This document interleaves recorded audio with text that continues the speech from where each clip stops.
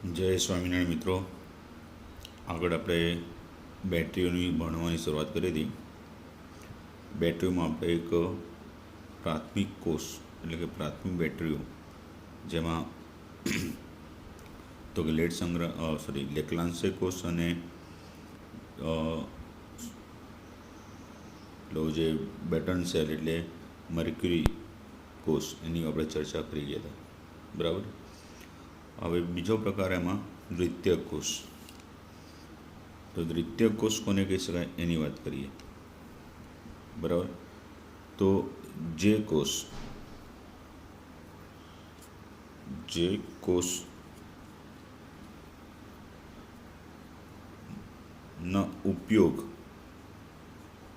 કોષના ઉપયોગ બાદ અથવા તો કે મૃત થયા બાદ, જે કોષ છે એનો ઉપયોગ એટલે કે વપરાશ બાદ કે મૃત થયા બાદ એમાં વિરુદ્ધ દિશામાં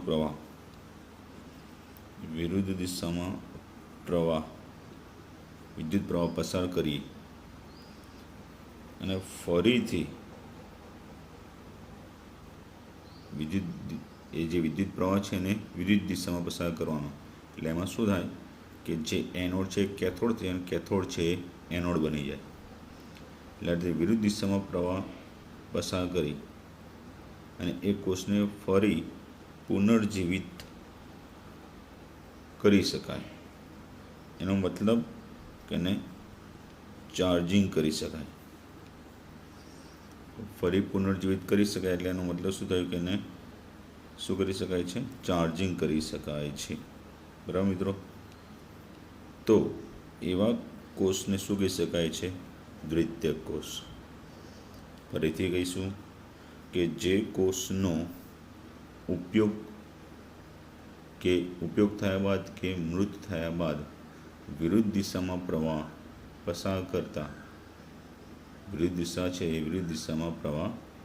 કરતા એને પુનર્જીવિત કરી શકાય.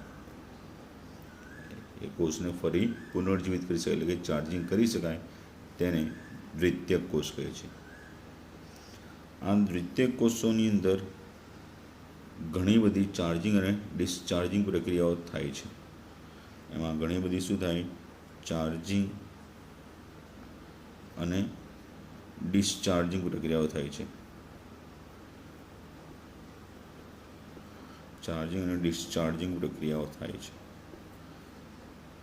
તો આવા કોષની અંદર બે પ્રકારના કોષનો સમાવેશ થાય.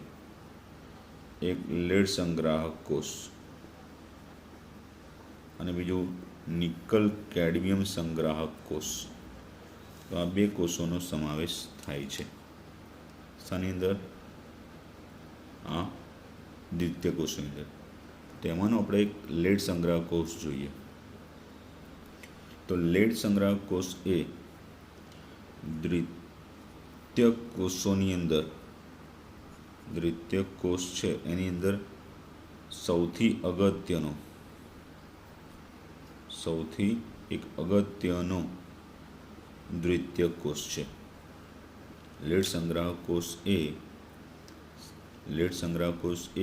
દ્વિતીયક કોષોમાં સૌથી અગત્યનો કોષ અથવા બેટરી છે, કે જે ઓટોમોબાઈલ અને ઇન્વર્ટરમાં સામાન્ય રીતે વપરાય છે.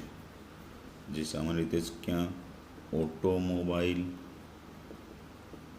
અને ઇન્વર્ટર્સમાં વપરાય છે. ઇન્વર્ટર્સમાં એટલે આપણે ડીસીનું એસીમાં કન્વર્ટ કરતા હોય તેમાં. બરાબર. તો ફરીથી લેડ સંગ્રાહક કોષ એક અગત્યનો દ્વિતીયક કોષ છે. બરાબર.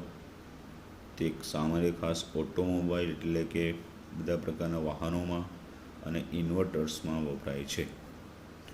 હવે એની રચના રૂપે જોઈએ. તેની રચનામાં આકૃતિમાં દર્શાવ્યા પ્રમાણે લેડ સંગ્રાહક કોષમાં સૌ પહેલાં લેડની જે પટ્ટી છે, બરાબર, સ્પોન્જી લેડ એટલે વાદળી જેવું લેડ વાદળી જેવું નરમ પોચી ધાતુ છે, એટલે સ્પોન્જીનો મિનિંગ થાય વાદળી, સ્પંજ, બરાબર. તો એ સ્પોન્જી લેડની જે પટ્ટી છે એ લેડની પટ્ટી એટલે કે ગ્રીડ એને શા તરીકે ઓળખાય છે? એનોડ તરીકે. એનોડ તરીકે એટલે તે કેવો બનશે? અહીંયા ઋણ ધ્રુવ, સોરી, બરાબર. તો એ ઋણ ધ્રુવ થશે. પછી તો કે PbO2નું અસ્તર લગાવેલ, PbO2નું અસ્તર લગાવેલ અથવા PbO2 વડે ભરેલ લેડની ગ્રીડ અથવા લેડની પટ્ટી એ કેથોડ તરીકે વર્તશે. અને આ બંને પટ્ટીઓને 38% W/W વિદ્યુત વિભાજ્યમાં ડૂબાડવામાં આવેલા હોય છે. ફરીથી સ્પોન્જી જેવા લેડ વડે ભરેલ લેડની ગ્રીડ એટલે કે સળીઓ એ એનોડ તરીકે ઋણધ્રુવ. પછી PbO2 વડે ભરેલ કે એનું અસ્તર લગાવેલ લેડની ગ્રીડ એટલે કે પટ્ટી એ કેથોડ તરીકે વર્તે. આ બંને પટ્ટીઓને 38% W/W વિદ્યુત વિભાજ્યમાં ડૂબાડવામાં આવે છે. કોષ જ્યારે શરૂઆતમાં પ્રક્રિયા કરે છે ત્યારે આ H2SO4ની સાંદ્રતા કે ઘનતા કહીએ તો એ ઘનતા 1.25 થી 1.30 ગ્રામ પ્રતિ મિલી છે. 1.25 થી 1.30 ગ્રામ પ્રતિ મિલી છે. એ આપણી ટેક્સ્ટ બુકમાં આપેલું નથી, પણ ક્યાંક MCQમાં પૂછી શકાય છે, બરાબર. હવે આ જ્યારે કોષ ઉપયોગમાં હોય, આ કોષ ઉપયોગમાં હોય એટલે વપરાશમાં હોય ત્યારે નીચે મુજબની ડિસ્ચાર્જિંગ પ્રક્રિયાઓ થાય છે. એમાં એનોડ ઉપર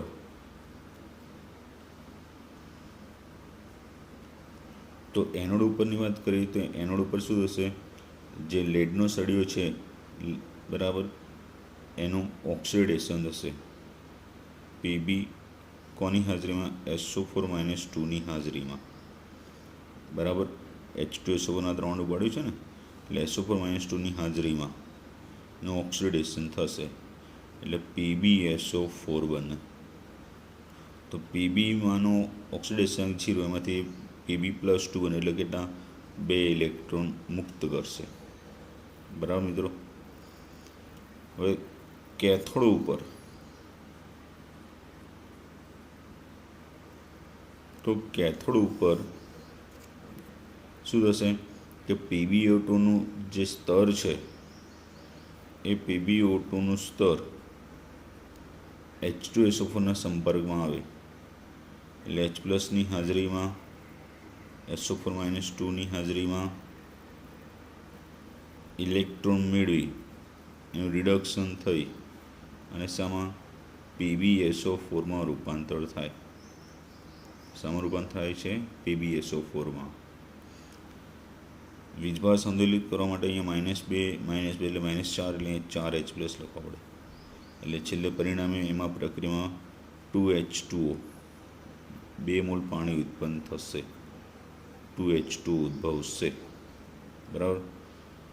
તો એનોડ અને કેથોડની એકંદરે કુલ પ્રક્રિયા જો આપણે કહીએ, એનોડ કેથોડની એકંદરે કુલ પ્રક્રિયા એટલે એનો સરવાળો, તો એ શું થશે? Pb પ્લસ PbO2 પ્લસ આ સરવાળો થઈ જાય એટલે 2H2SO4, ઇટ ગિવ્સ 2 PbSO4, આ PbSO4 આ PbSO4 એટલે કેટલા થશે? 2 PbSO4 plus 2H2 plus 2H2, બરાબર. આ રીતની પ્રક્રિયા થાય છે. એટલે એનોડ કેથોડની પ્રક્રિયાથી શું થશે?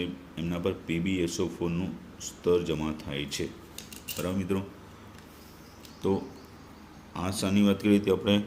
તો કે એની કઈ પ્રક્રિયા હતી? ડિસ્ચાર્જિંગ. ચાર્જિંગ પ્રક્રિયામાં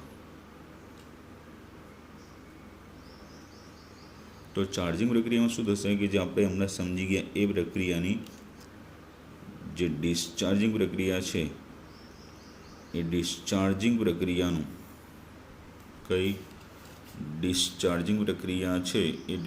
પ્રક્રિયાનું પ્રતિગામી પ્રક્રિયા થાય. કેવી? પ્રતિગામી પ્રક્રિયા થશે. એટલે એ દરમિયાન જે એનોડ છે એ કેથોડ બની જશે અને કેથોડ છે એ એનોડ બની જશે. શાને કારણે? વિદ્યુત પ્રવાહની દિશા ઉલટાવાને કારણે પ્રતિગામી પ્રક્રિયા થશે. તે પ્રતિગામી પ્રક્રિયાને પરિણામે શું થશે? નોંધો 2PbSO4 plus 2H2O. It gives Pb plus PbO2 વત્તા H2SO4 2H2SO4. બરાબર. આ એની પ્રતિગામી પ્રક્રિયા થશે. 2PbSO4 વત્તા 2H2O gives Pb વત્તા PbO2 વત્તા 2H2O. એ પ્રતિગામી પ્રક્રિયા થશે. કઈ પ્રક્રિયા ત્યાં એની? તો કે ચાર્જિંગ, જે હમણાં આપણે આગળ ભણી ચૂક્યા ત્યાં એ. એટલે કે આ પ્રક્રિયા એ કઈ થશે એની? તો કે ડિસ્ચાર્જિંગ પ્રક્રિયા થશે. ઓકે મિત્રો, આગળ તો આ ડિસ્ચાર્જિંગ દરમિયાન આપણે જોઈ શકીએ કે PbSO4નું શામાં રૂપાંતર થયું? તો કે Pb અને PbO2માં રૂપાંતર થાય છે. બરાબર. આ કોષ છે એનો કોષ પોટેન્શિયલ, આ કોષનો કોષ પોટેન્શિયલ ઈ સેલ 2.0 વોલ્ટ છે. કેટલો? 2.0 વોલ્ટ. તો આ કોષને આપણે શ્રેણીબદ્ધ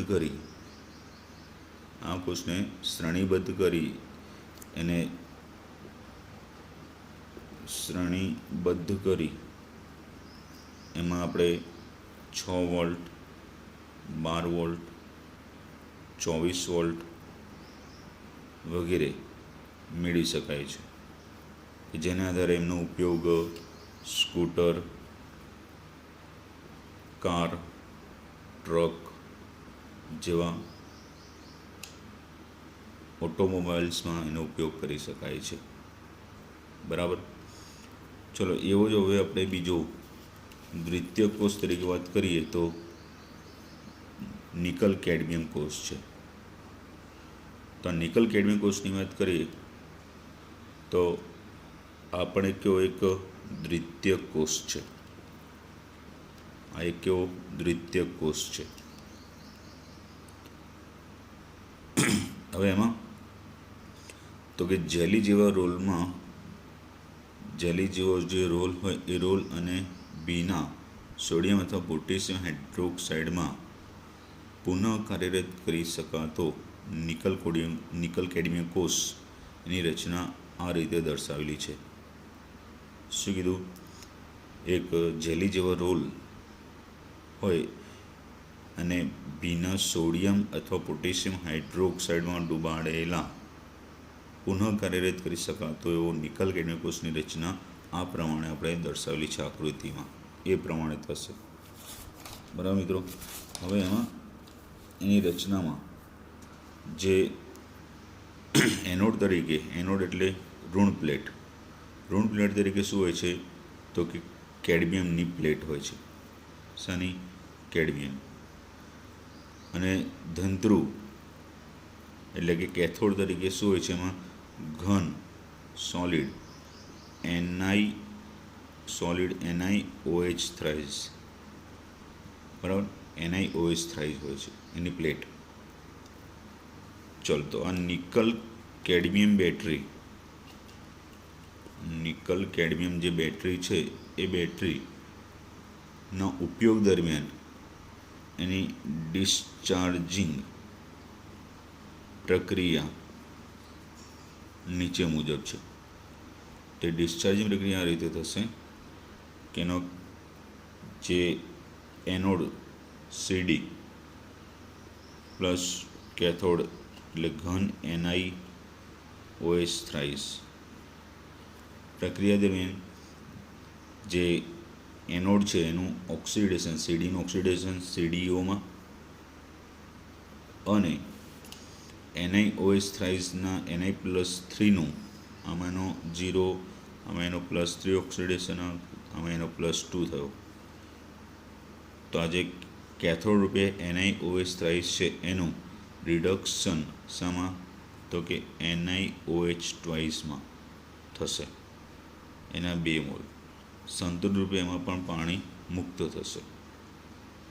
પાણી મુક્ત થવાથી મિત્રો આગળ આપણે લેડ સંગ્રાહકોષમાં પણ જોઈ ગયા કે એમાં પ્રક્રિયા દરમિયાન શું ઉત્પન્ન થાય છે? પાણી. આમાં પણ પાણી ઉત્પન્ન થાય છે. પાણી ઉત્પન્ન થવાને કારણે શું થાય કે જે દ્રાવણની સાંદ્રતા ઘટતી જાય અને એને કારણે શું થશે કે એનો પોટેન્શિયલ અથવા એનો વોલ્ટેજ ધીરે ધીરે ઘટશે. બરાબર મિત્રો?